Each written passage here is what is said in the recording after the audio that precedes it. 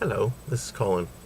And on today's tea, I thought I'd take a look back at the early history of tea, which goes back a long way. As we all know, tea comes from China. Some people claim it was the first plant to be domesticated before wheat and rice and whatnot. Tea. We actually have archaeological evidence that it goes back to some 2,500 years. Other sources go back to 5,000 years ago for the first cultivation of tea. Now, tea was incredibly valuable in China. It's drunk with almost every meal. It is valued for its refreshing taste, invigorating taste, also for its medicinal and even spiritual qualities. The early origins of tea are wrapped up in legend. There are these three, I think were called emperors, called the Yellow Kings, who many centuries ago gave the Chinese very important attributes for their culture. One of them invented acupuncture. Another one came up with the concept of the balance of the yin and the yang and the harmony.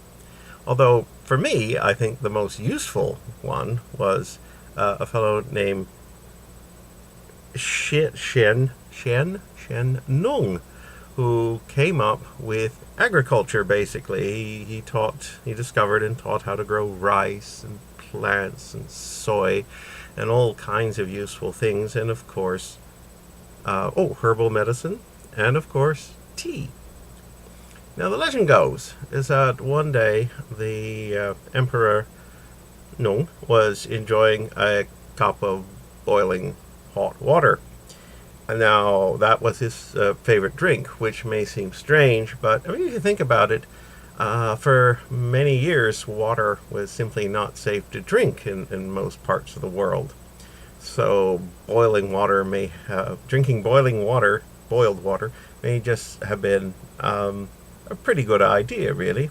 Well, the legend goes that there was a tea bush nearby, and the wind caught up a couple of leaves and blew them into his cup.